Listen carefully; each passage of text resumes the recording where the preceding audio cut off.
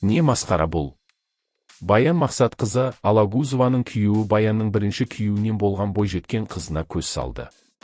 Желі қолданушылар осындай тұжырымға келулері осындай видеолардан байқалады деседі. Дұрыстап қараңыздаршы, Баянның күйеуі қызға қарағанын деп жазуда жазылушылар. Адамдардың ойын еткен сорақы қараңғы еді. Әрине өгей әке өзінің әкесіндей бола алмайды. Сонда да бұндай ұятсыз, арсыз ойдан аулақ болайық. Өгей әкемен бірге тұратын балалардың мінез құлқында міндетті түрде өзгеріс болады. Көбінесе қыз бала ашылып ештеңе айта алмайды. Өйткені қыз бала әкеге жақын, еркелеп өседі. Ал сіздің ойыңыз қандай?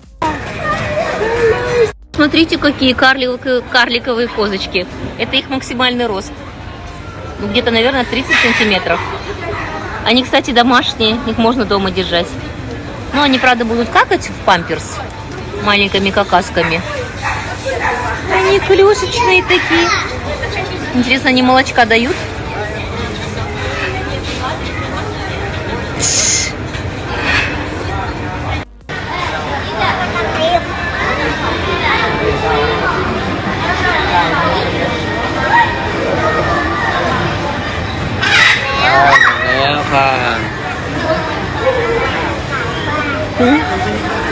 Я не знаю, кто это.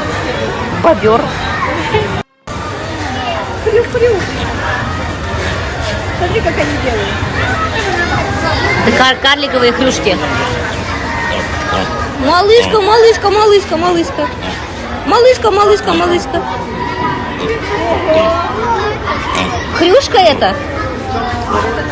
Это хрюшка.